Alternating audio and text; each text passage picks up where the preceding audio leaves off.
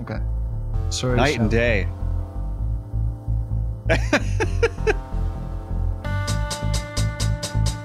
Wait, what? He's making jokes.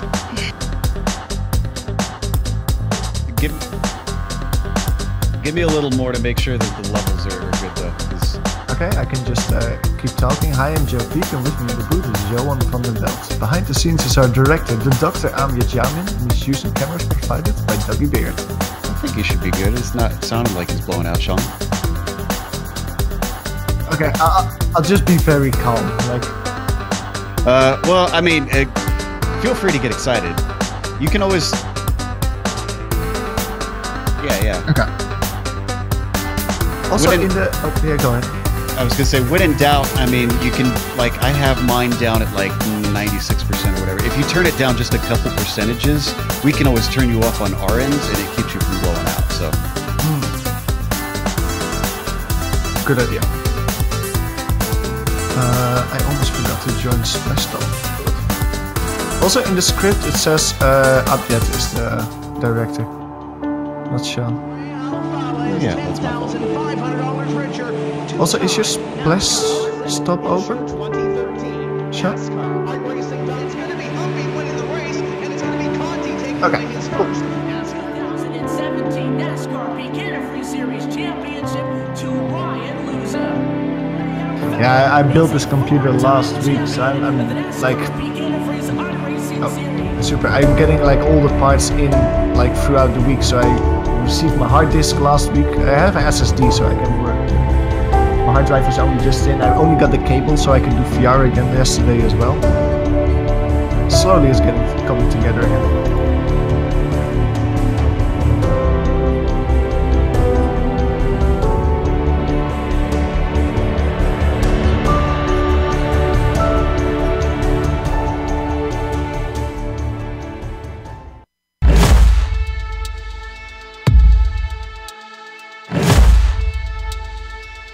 Staff chat that the DGFX race is starting before sunrise.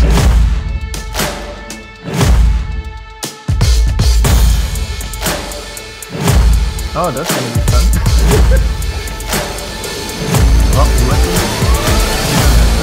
Do they have accelerated time in that one, or it's just normal time? I doubt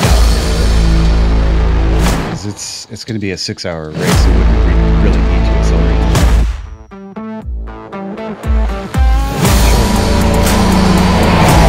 We almost had a problem in the race of champions. We basically thought like, oh, let's just do a few hours of extra practice session. So when the season, like, yeah, when the race was over, like the sun was basically set. Yeah, the AMGS series. The same thing. It was at the same track. It was at Monza, and there's a lot of trees around Monza, so it got darker than they expected. Last time they did this race was like 2017 or something. They did Suzuka West. Oof.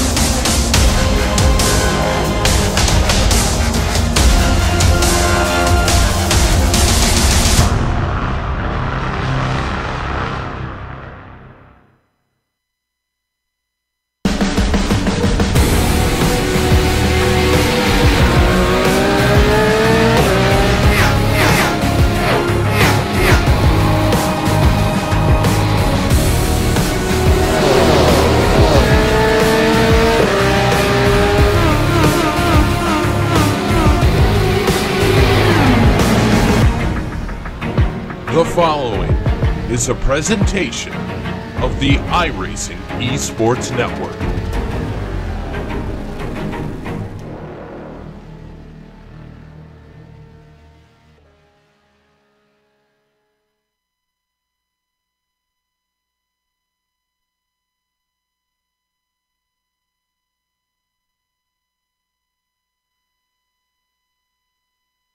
Dudagnon is 3 for 3.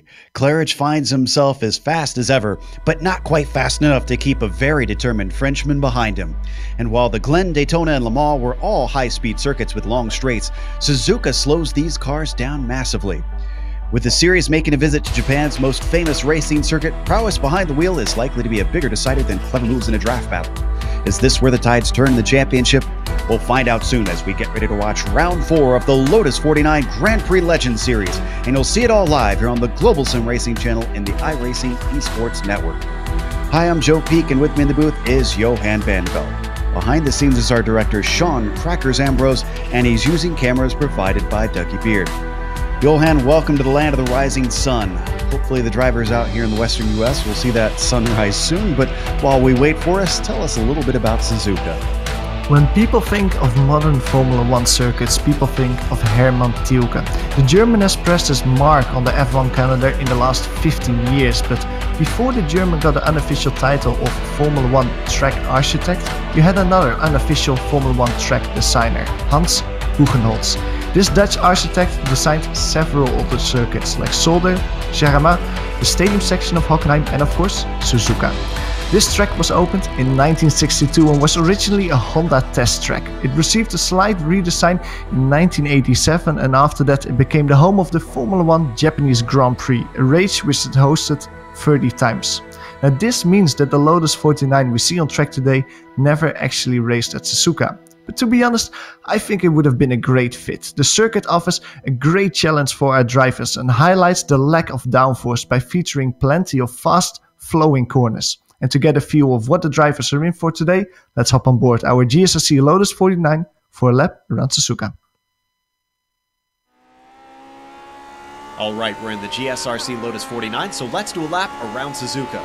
Coming down to turn 1, it's going to be very difficult to come in here too wide, so passes are likely to finish before the first apex. That of course dumps you into the hairpin of turn 2. Try to square off the exit and keep enough control to get the car off to the right quickly. Now we enter the S's. These bends are difficult even in a high downforce car, but you chuck the 49 among them and it's an exercise in throttle control and patience. Try not to get too greedy on each corner because you'll want to stay set up for each subsequent apex. This final right-hander is especially deceptive with the way the radius tightens at the end. Once you reach the last left-hand corner, ease onto the throttle and try not to understeer wide off of Dunlop. With the way this bleeds into the braking zone of Degner 1, it'll be important to be able to bring the car off to the left. Hit the binders and try to just clip that inside curb. Then give it a squirt of gas and slow it up for Degner 2. Use the banking here to keep your momentum up and try to keep confidence in that right foot as you exit the corner. Next up is the very tricky braking for the hairpin. The car really wants to get sideways as you downshift, but if you're brave, you can take it in here pretty hot. Like any other hairpin, try to late apex this sucker, but just as you start to get on the power, the long gentle curve of 12 will once again test your throttle control. You can't quite keep it flat out, and like many other corners on this track, you've got to hold to the inside as you exit to set up for the next one. This brings us to Spoon, which is taken as 2 apexes. Let the car drift out after the first one, and then try your best not to turn in too early for the second. The exit here is the all-important thing. The longest straight on the track, climbing up a relatively steep hill, will make momentum and a good launch critical to your lap time. As you let the car drift off to the right, try to spot your brake marker and throw out the anchor. This is not a modern F1 car, and you must slow down for this kink. Quickly bring the car across the track, and then you've got what will probably be a popular passing spot in the Casio Triangle. The scary part will be not knowing whether the car ahead will defend until it's pretty late because of the natural racing line. You can take a lot of curb here, but bleed onto the power off the exit until you're sure it'll grip. Drift off to the outside, keep your foot to the floor down the pit straight, and if you've kept it all together, you've now finished a lap around Suzuka.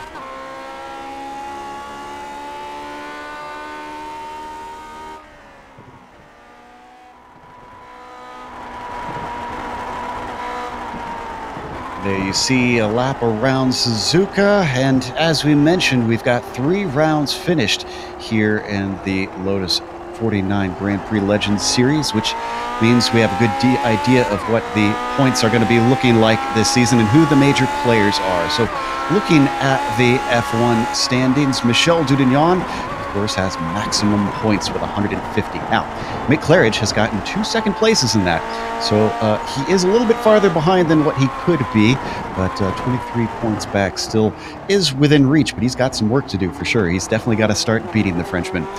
Dave Price as well has had a pretty good season, only 33 behind. Now, Billy Bob Wright and Rob Olenek swap places, but we have to point out that Rob, despite a bad finish last round, has shown quite a bit of speed this season. Let's see what happens, though, now that we have moved over to a more technical track. What about the F2 Championship, Johan? Those drivers seem to be pretty close.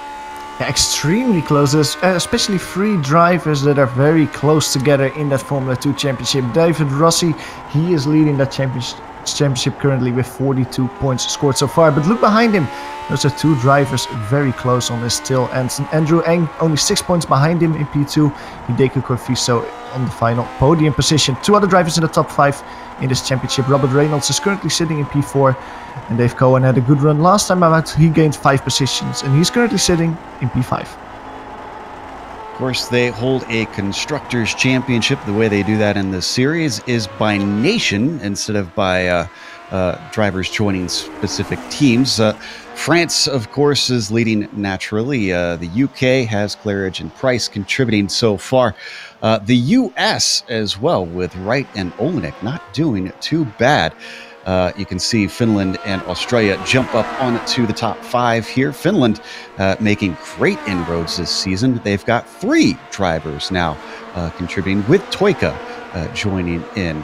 Timu, of course, not a regular here in the Lotus 49, but has started dropping some points into the bucket. Now, let's go to the race details with Johan one last time while we wait for qualifying to finish up here. Yeah, this is the first race and also the first season of 2019, round 4 of the 12-round championship. This season we have once again 2 drop weeks. That means that the 2 worst results of each driver will not be calculated in their final championship position. The race distance today here at Suzuka, 16 laps with open setups. That means that the drivers can tweak their setup just to their liking to basically tackle this very twisty circuit. And the points, it pays to 25th position. So yeah, the guys are in for a good haul today. And taking a look at our qualifying, we've got some times in, but we do want to mention, if you enjoy this sort of vintage racing, make sure and subscribe to the iRacing Esports Network, where we've got more just like this, as well as all the iRacing World Championship Series, all the official stuff that you can watch here on GSRC, as well as many other channels represented. Now, looking at these times, Michel Dudignon, no surprise that he's on the pole, but Mick Claridge, his first lap did not count. You talk about being under the gun here. I think he's got some heavy work to do. Absolutely, because I was indeed looking as well to the gap between P1 and P2. Look at that on top of your screen, over a second. Dave Price is behind Michel Dudignon. Mick Claridge is probably the driver that you would put between those 2 drivers. But the English driver, like you say, Joe, is under pressure. He only has 1 more shot as he's going through the Decna curves now to get in a lap time and to qualify. Because if you have to start from the back of the grid here, this is going to be a real tough job to move your way forward. Interestingly, it's Marco Kika in 3rd. That is a phenomenal effort by him. He certainly seemed to have found something this season to get himself in the mix, although he wasn't there for the win in last round. He's coming around to complete this lap. He gets demoted down to 4th by Billy Bob Wright, but as he crosses, he does not improve his lap time. I just want to put an emphasis, David Rossi just comes across the finish line. He doesn't improve on his first lap time, but he's still sitting in P5. Now, with car number 13, that's a really impressive performance from the leader in the F2 Championship. Not seeing as many familiar names up at the top this time. Not sure. I think it's because many of them don't appear to be here today. As we watch Mick Claridge try to get his lone timed lap in here in the final minute of qualifying through the Casio chicane, out of the final corner and across the line. Let's see what his time is going to be. It's a 1:58.9. That is good enough for 2nd place. Puts himself on the front row. So Let's see who else is left to qualify. Gary Teal comes around, and he's actually got both of his times in, so he'll do no better than 9th. I believe Alex Cameron just completed his 2nd lap, and that one does not count, so he'll do no better than 12th. Eng has already completed both of his laps, so that will finish for everybody out on the grid. And the grid is complete. Let's go through our starting order, even though we've got 20-some seconds left. It is all said and done here in qualifying. Michel Dudignon is going to be on the pole with Mick Claridge starting in 2nd. Let's see what he's got for him today.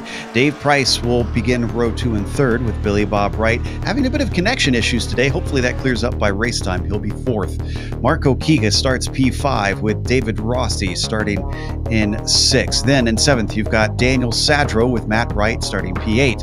9th will be Gary Teal, and row 5 is completed by Richard Morin. Johan? First driver outside of the top 10, Jean-Francois Boscus, the French driver, starts in P11. Next to him, it's Alex Cameron in row 6. Hideki Kofisto starts the race in 13th place. He's being flanked by Andrew Eng. Francisco Javier Gutierrez starts the race in 15th. Behind him, you can find Daniel Blackmon. And there were 3 drivers who failed to set a qualifying time. Angelica Pawlowski starts the race in 17th, Don Good in 18th, and Robert Reynolds rounds out the field.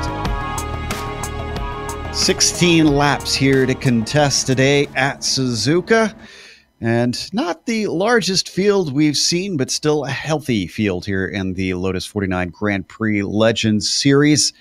This is going to be a huge challenge for these drivers. As Johan mentioned, a lot of fast, sweeping corners, which really suit the Lotus 49, but that doesn't mean it won't be difficult, as this car has immense power, low downforce, and certainly tests the mettle of anybody with their right foot, as well as the braking, we should say. Just waiting for the last of them to grid up here on that uphill front stretch, the unusual uphill front stretch that they have, or excuse me, downhill front stretch that they have here in Suzuka. Just Billy Bob Wright, who will be starting from the pit lane. Apparently from his connection issues, it seems, just doesn't trust being out in the middle of things at the start. Gary Teal as well, waiting to find his way out to the grid, and then we can go racing. Looks like he has wheeled his car out there. So just letting the clock tick down at this point. And then we get to race here in Japan.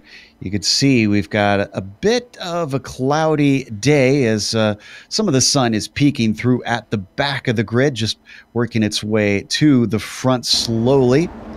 It is currently 80 degrees out on the track, so not terribly hot. As the engines start to rev, the lights come up. Green flag is out here in round 4 of the Grand Prix Legends Series.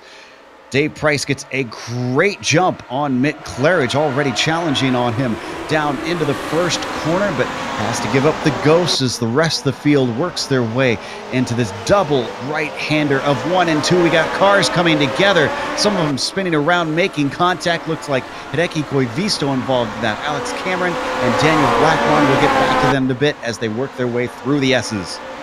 Yeah, Billy Bob Wright is out of the pits, but I was looking at this immense start of Gary Teal, who went up from P9 to P5 before he reached turn 1, threading the needle between David Rossi and Marco Kika. David Rossi, who couldn't profit from the fact that Billy Bob Wright had to start from the pits, but had a slow start himself. Gary Teal gaining 4 positions already, currently sitting on the edge of the top 5. And they're all single file already, done good. As well as Daniel Blackmon, Koivisto, Reynolds, and Wright bringing up the tail. Cameron has taken a tow. But boy, is it staying tight at the very top. Mick Claridge, only 3/10 behind. He and Dudignon starting to break away, and we're barely half a lap through. Dave Price cannot follow the speed that they show at the moment. Marco Kika behind him is trying to follow Dave Price a little bit. Marco Kika was almost a second slow in qualifying. Ooh, very sideways for Spoon Kika. That maybe allows Dave Price to get away a little bit. Yeah, he certainly had that car a little bit sideways coming off the corner. Certainly didn't help his speed.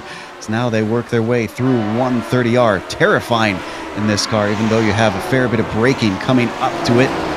One of the good passing zones down into the Casio triangle, but doesn't look like anybody's going to have a go this time through into there. So with the first lap done, why don't we take a peek at that first incident? Didn't really see anything that looked unduly dangerous. I think, from my perspective, we'll see once we get the replay up here, it looked like it was just the accordion effect. Yeah, it was Alex Cameron and Hideki Kofisto getting together. We'll go to the replay of it now, and you can see them getting together. It's the number 15 and the number 12 on track. Hideki Kofisto just had to cut in a little bit in turn 2 to try and overtake Jean-François Bousquet. But there was Alex Cameron, so he got turned around, and that's, like you said, Joe, created an accordion effect and basically bumped a bunch of cars onto the grass. We'll get a good look at it. The way everybody wants to bring it down to the apex. Unfortunately, there's only so much room down there at the bottom, as those three drivers found out. We're going to watch on board from Blackman's view here. Looks like he gets it going once again. As we come back live, boy, Dave Price has dropped off significantly from our top two.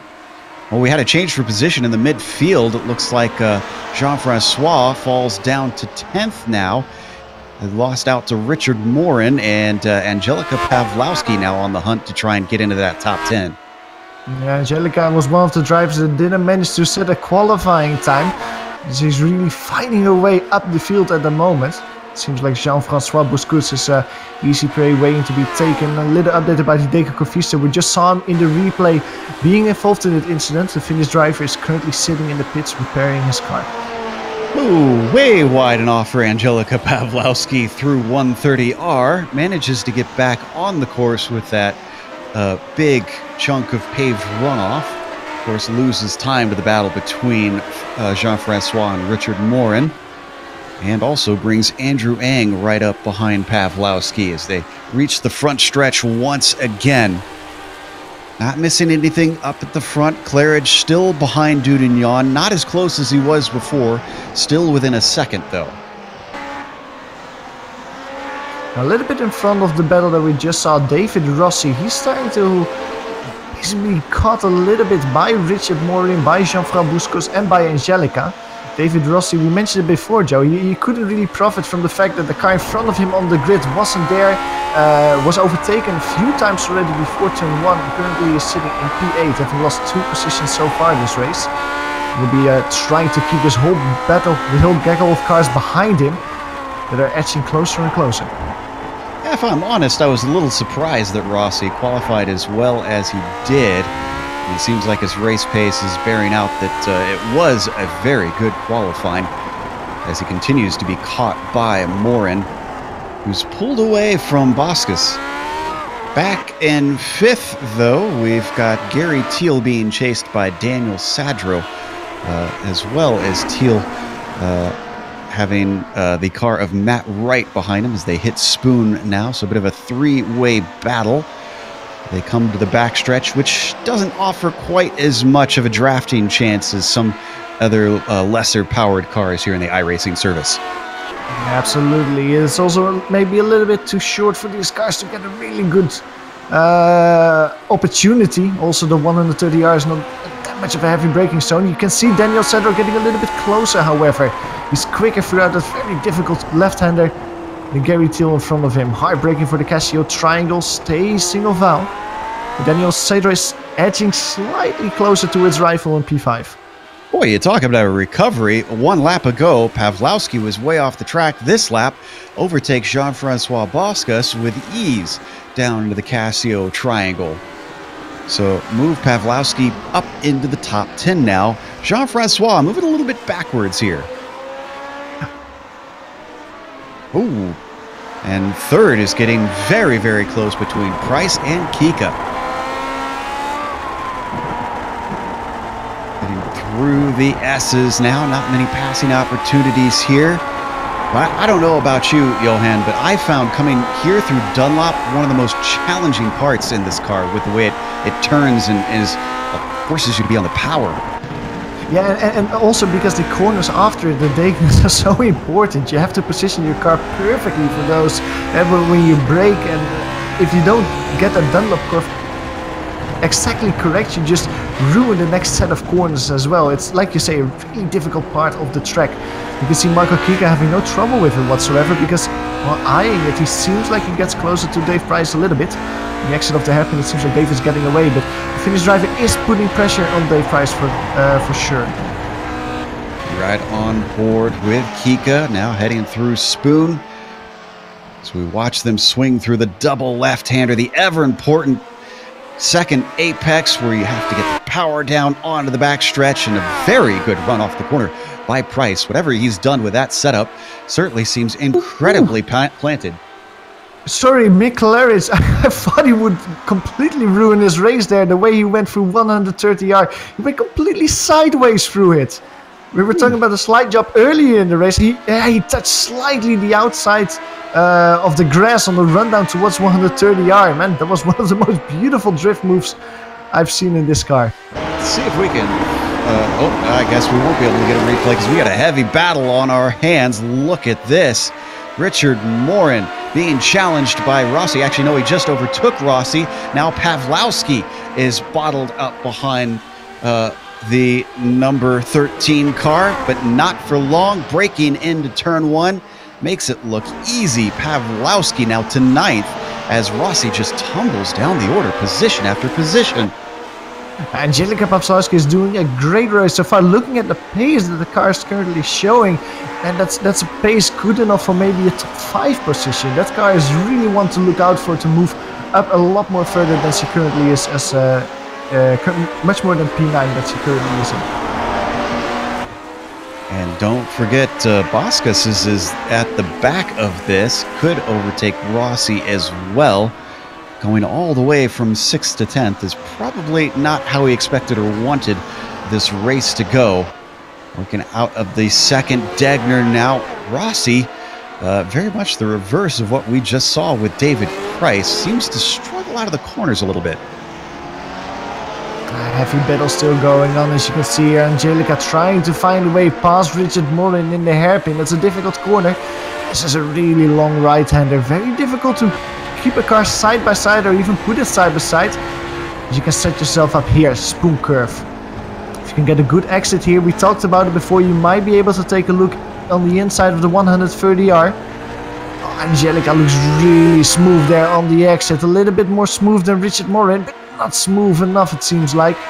The draft is not a big factor in this part of the circuit. You can say that it's not enough to try and move in this corner. Oof, Pawlowski is really putting the pressure on, though. Only 2 or 3 tenths behind. Not close enough to attack down into Casio. Richard Morin, though, car wobbling all around. That's certainly not going to help. Tries to square off the final corner. Is he going to go defensive down into turn one? So far, doesn't cover it off. Pawlowski with a run down the front stretch up towards turn one. Morin's not going to fight it. The Canadian lets Pawlowski through. Yeah, I was waiting for that to happen. Angelica is extremely quick this time around. Again, a 2-1-0. If you compare it to the 3 cars in front, she's quicker than Gary Thiel, who is currently being put under pressure by both Daniel Cedro and Matt Wright behind him. Yeah, you have to wonder if Pawlowski's got the pace to start to run them down. Because right now it's about 4 seconds, so that's not impossible. We're only on lap 6 here. Matt Wright, especially if Wright and Sadro start to battle with Thiel, but so far they've been a little bit stuck behind Gary.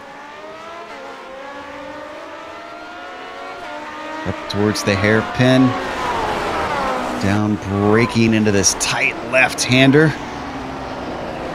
Neither of them able to close up on Thiel, but Sadro finds himself a little bit more under pressure from Matt Wright, so that could be the saving grace from the number 4 of Gary if those two start to go side by side and give him a little bit of leeway.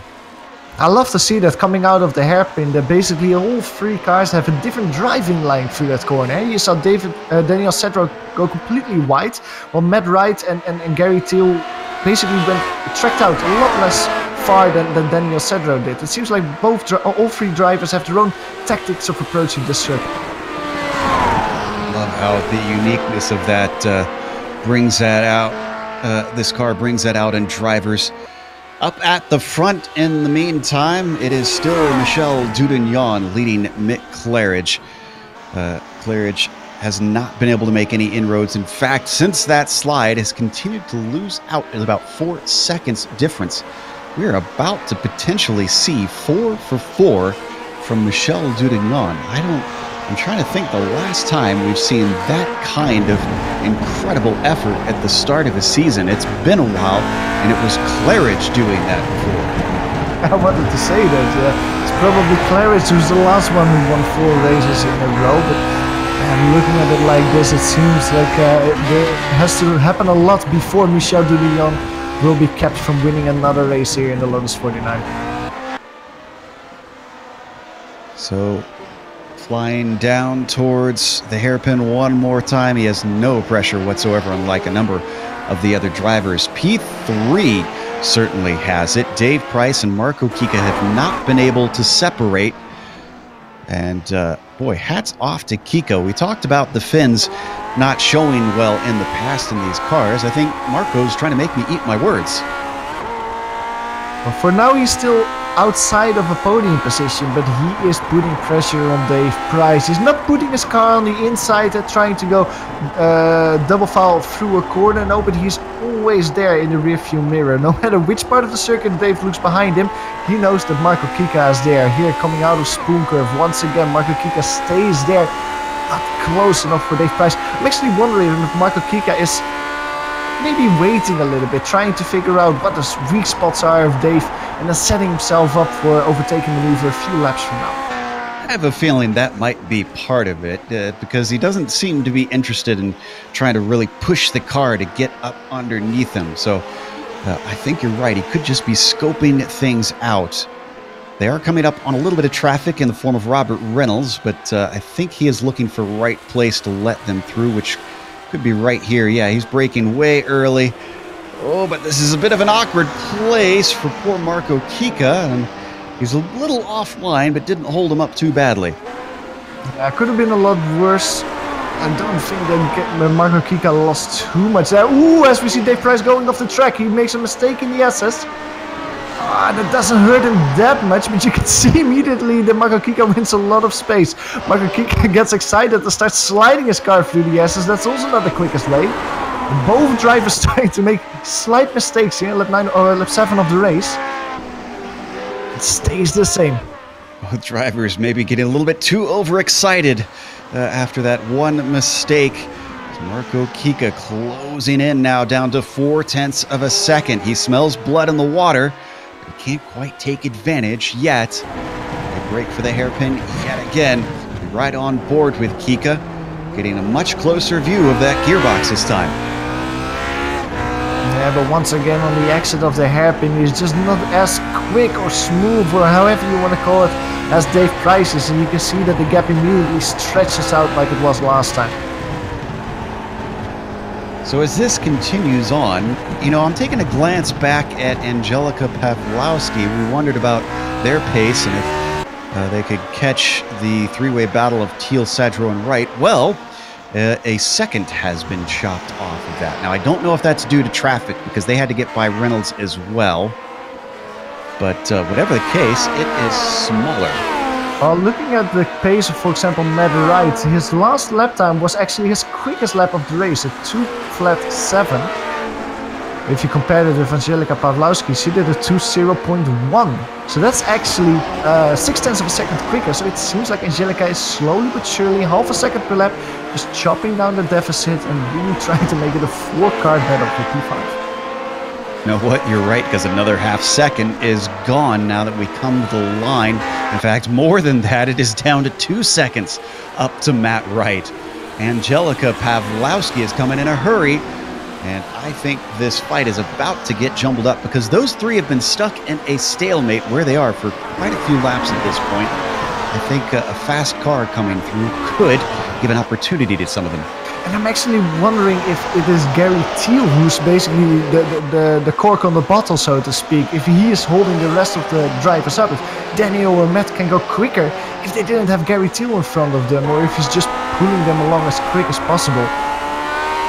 We'll find out if one of them makes an attack and is successful, but not sure that they're going to be looking forward for very long, because Pawlowski should just about be visible in their mirrors now. Down to 8 laps to go. So Pawlowski can't spend too long on them. He's got 3 cars to try and get through.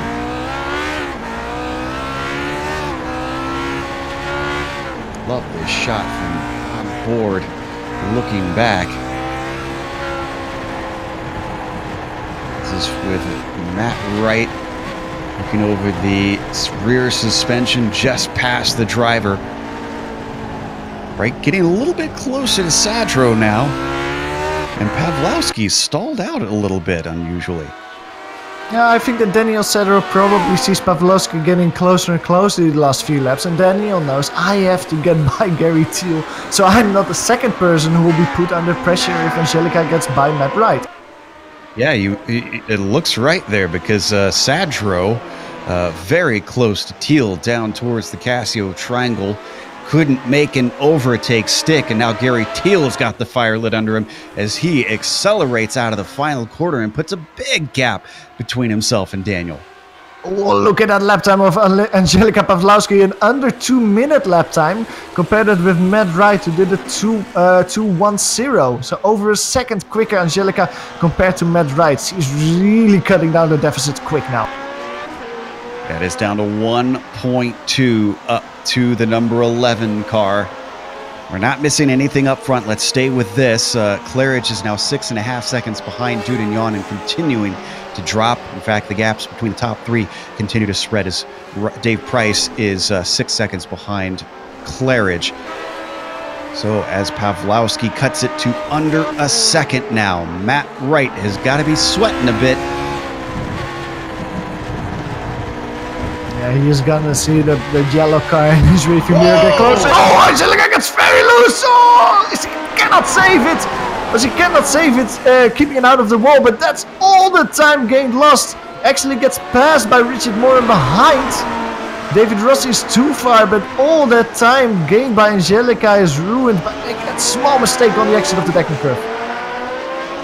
Well, what's bad for Angelica is good for Richard. Let's see if Richard can hold that number 8 off, though. Let's take one more look at that. What exactly happened to Angelica? I was just watching it, and then suddenly I saw the car oversteer on its way in. Take one more glance at it. It almost maybe sounded like shifting down too quickly. Yeah? The RPM just went at one point. It almost sounds like maybe shifting down a little bit too much too quickly, and that gave the car a lot of wheel spin and just slid her almost into the wall. Well, already Angelica is trying to see what they can do to get past Richard with a good exit out of the final corner. Not quite good enough. I don't think Angelica is going to have a chance into turn 1. It looks like it is not to be, at least for this time. Huge sigh of relief, though, from Matt Wright and Daniel Sadro, although Matt Wright falling back from Daniel. In fact, Daniel continuing to get closer and closer to Gary Thiel.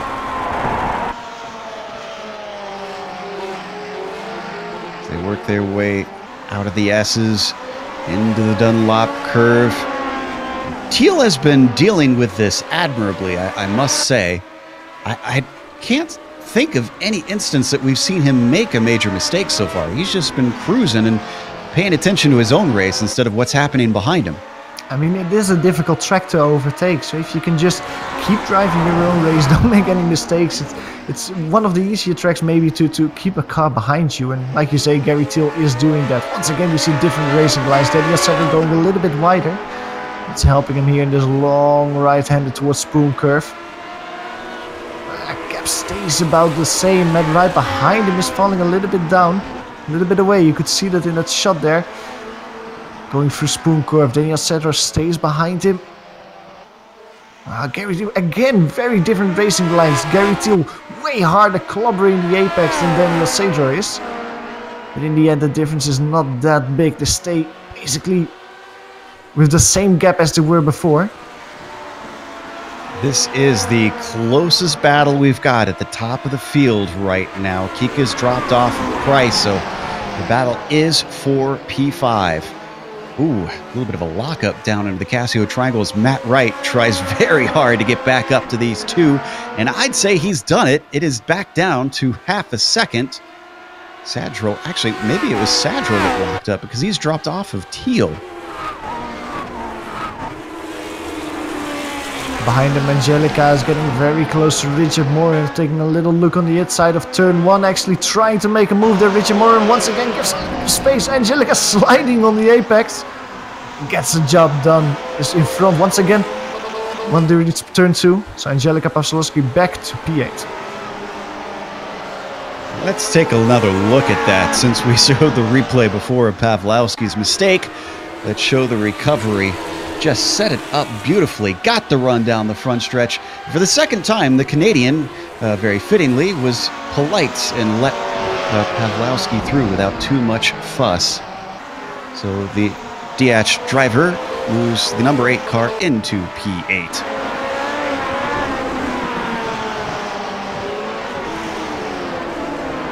Ooh, and that mistake was very, very costly because it is 7 seconds up to Matt Wright with 5 laps to go. I don't think Angelica's got quite enough to get up to those 3 for a second time in this race. So we take a glance at them. It is still Thiel leading Sadro, leading Wright. It has been that way for pretty much this whole race. But it seems like the gaps are getting slightly bigger between them though, Joe. Like, it seems that Gary Thiel is just edging away from Daniel Cedro. Matt Wright cannot follow them. Maybe this is an elastic being pulled apart before they get shot together again. It seems like Gary Thiel is finding a little bit of speed that he had a few laps ago.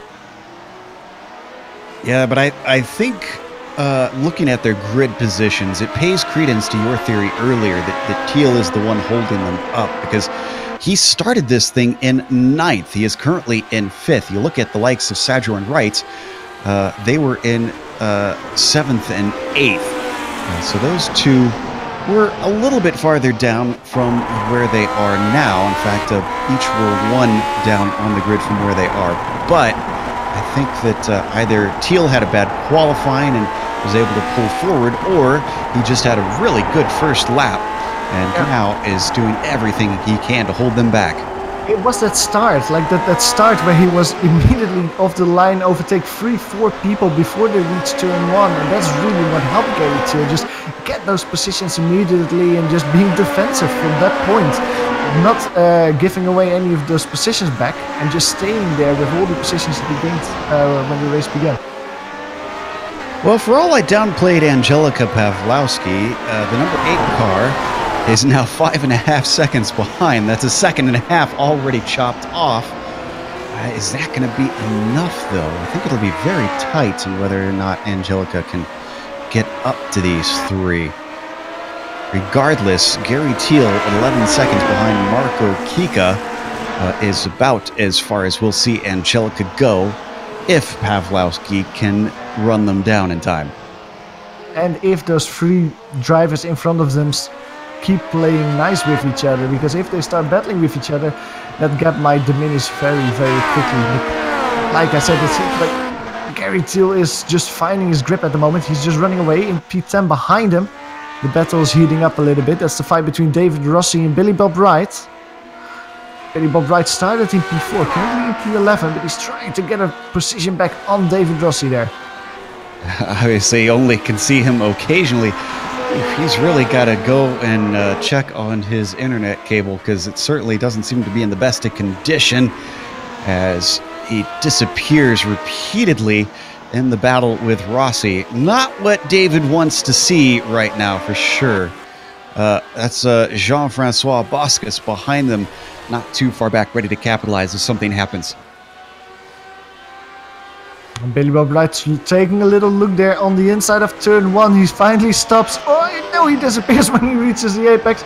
But it seems like he got that position. Maybe David Rossi just was a little bit extra cautious there. Making sure that he sees the end of the race, really consolidating that Formula 2 lead. He gets overtaken. So David Rossi back to P11. Billy Bob back into the top 10.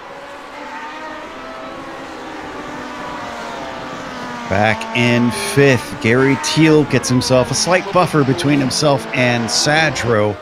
About 0.8 of a second. In fact, they've all spread apart equidistant, it seems, while Pawlowski continues to gun them down to 4.5 seconds now. 3 laps to go.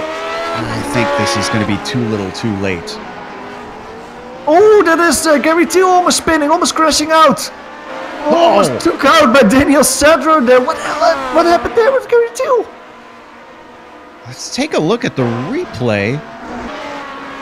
Oh, you know what? I think you're going to see out of the hairpin, coming through that sweeping right-hander, he gets way too greedy with the grass, and the car just spins on him. Watch this. Oh, wow.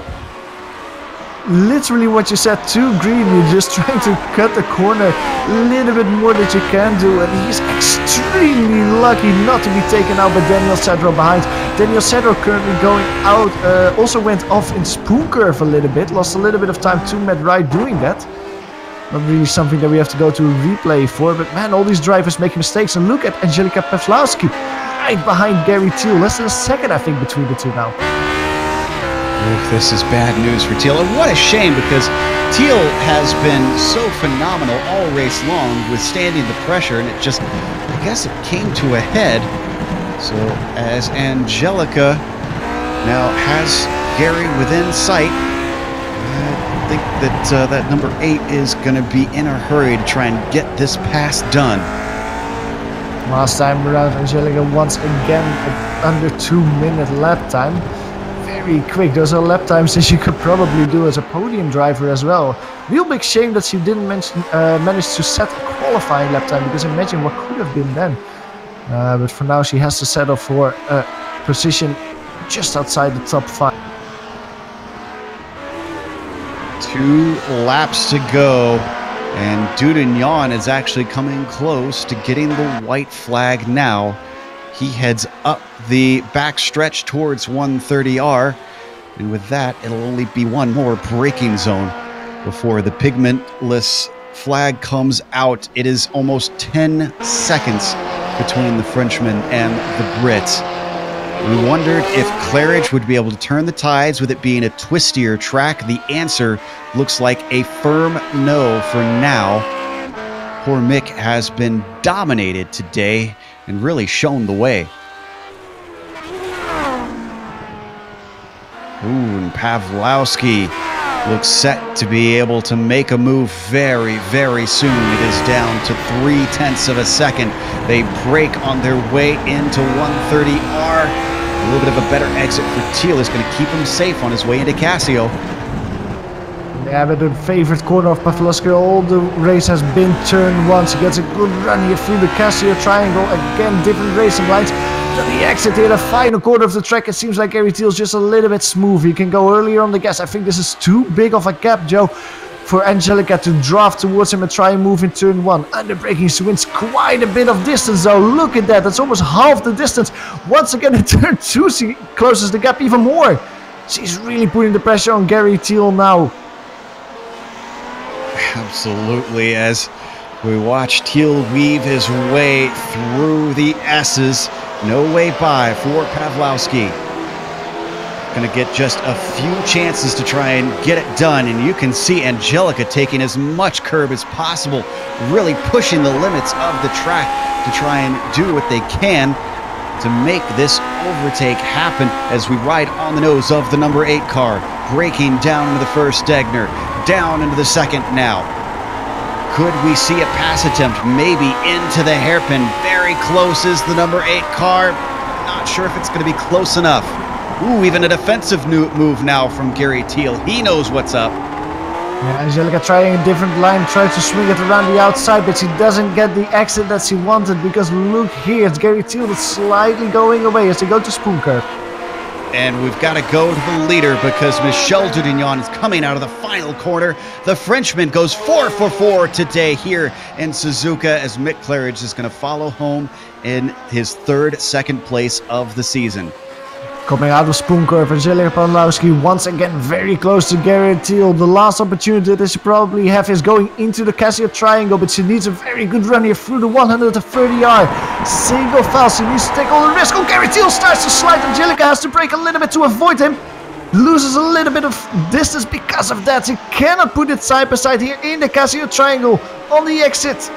Gary Thiel is very smooth over the apexes, and with that little mistake in 130i, it didn't bite him in the end because Gary Thiel comes across the line in P7 and Angelica has to set off a P8. Nicely done by both drivers.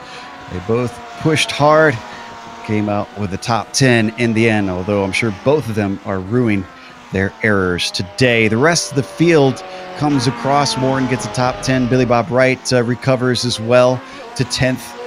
David Rossi is finishing along with Jean-Francois Boscas.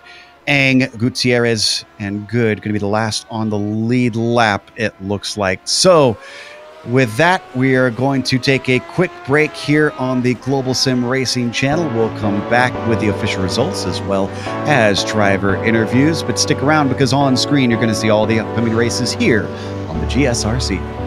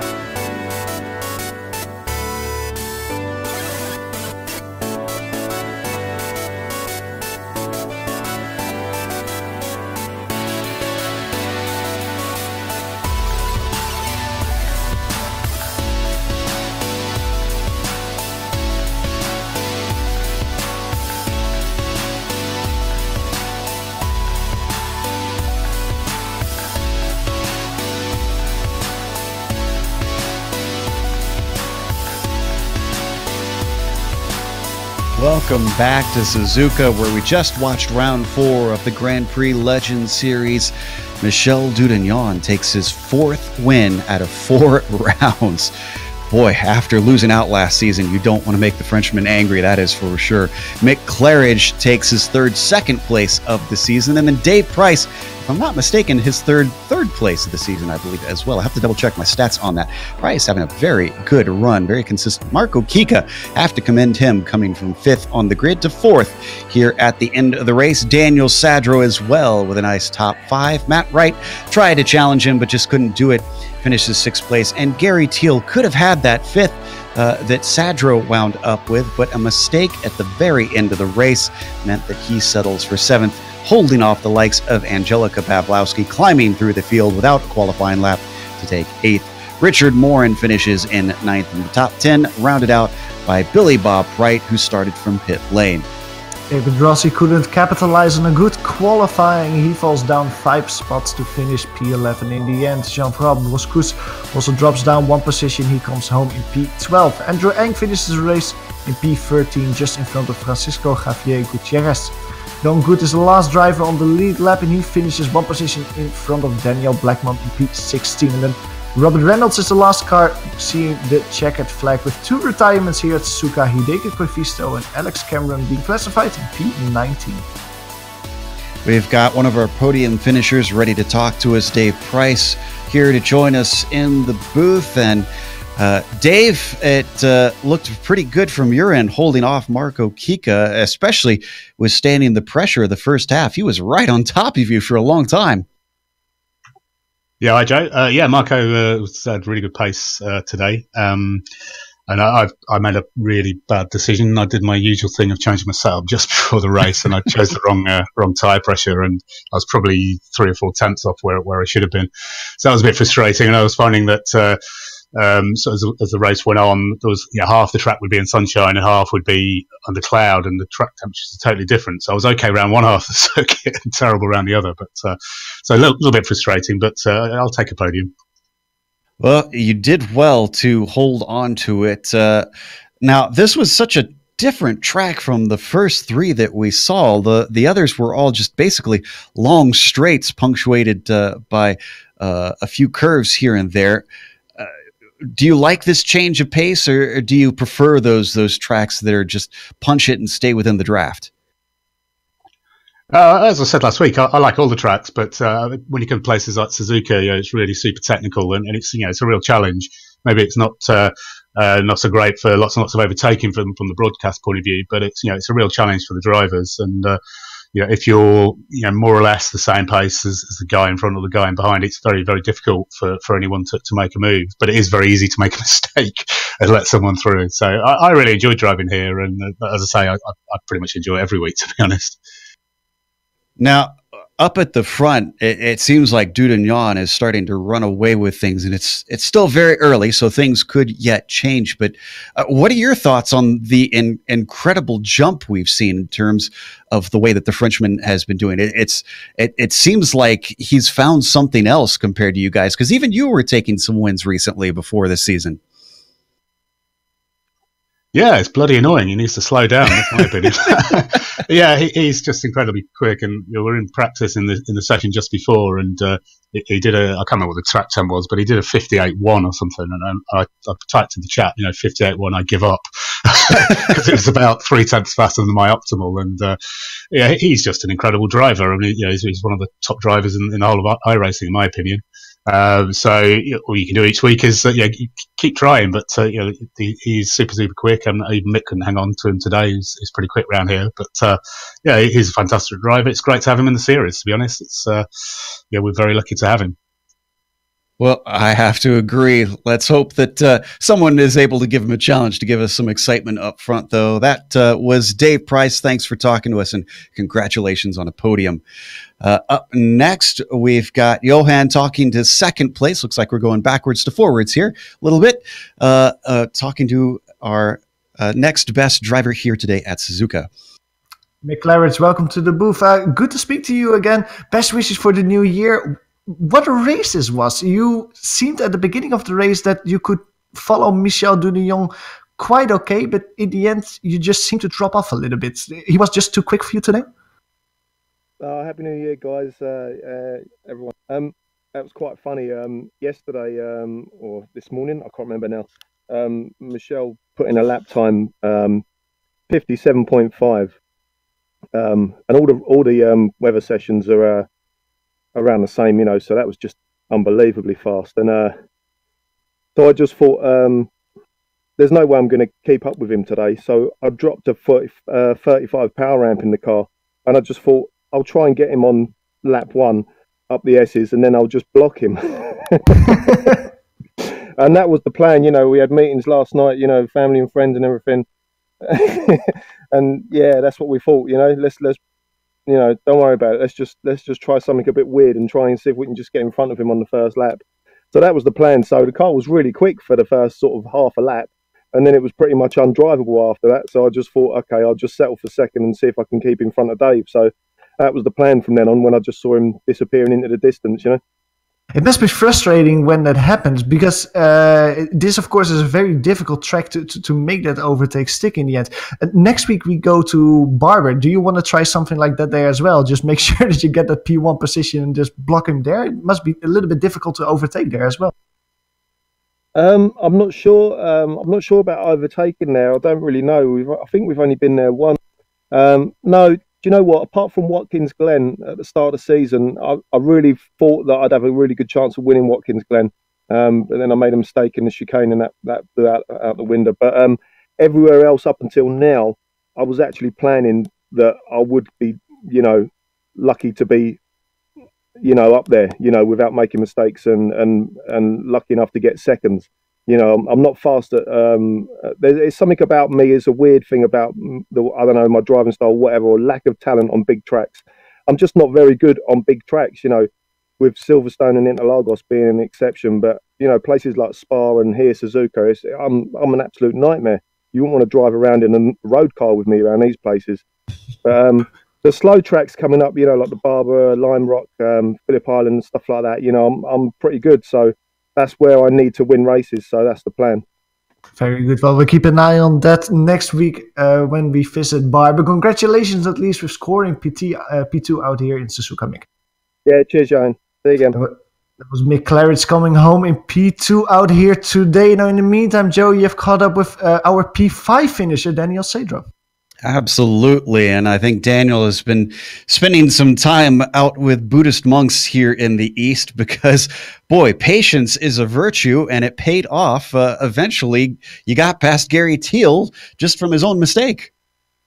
Yeah, it was very intense. The whole race, I was within a second behind Gary and within a second ahead of Matt. And he was so good in some areas, and I was a little bit better in some. And then all of a sudden, he just put a wheel off, and he spun, and I had to check up a little bit. And when my heart returned to normal, I was in P5. Now, how about Angelica Pawlowski? Did you guys see the number 8 coming? Were you aware at the pace that they had? I saw him in the relative box, so I knew he was coming. I know he's incredibly fast. He just didn't get a qualifying time in.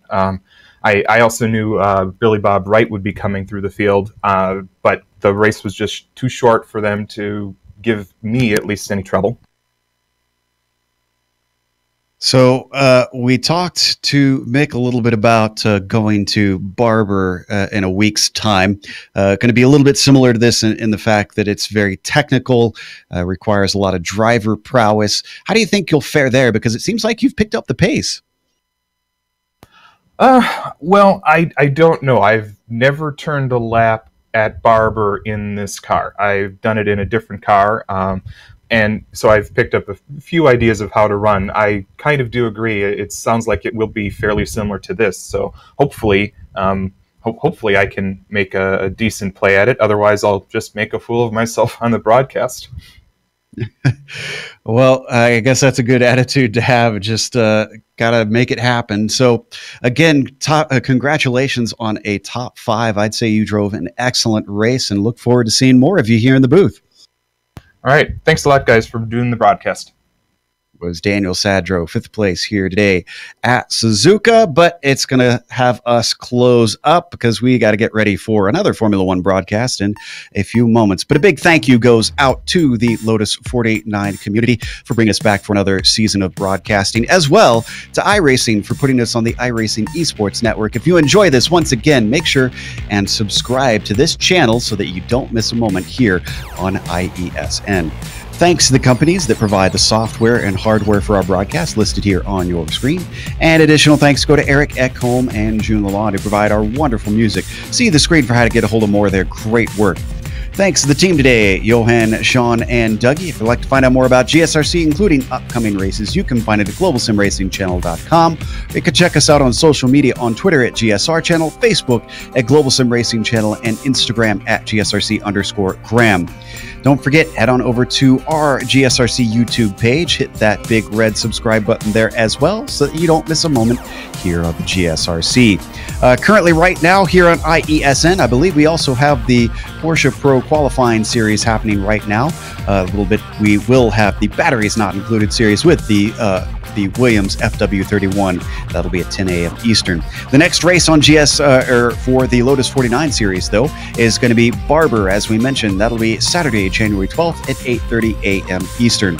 We also have upcoming races for other series listed on the screen, so check those out and mark them down on your calendar. But until next time, race clean, race hard, and we'll see you on the track.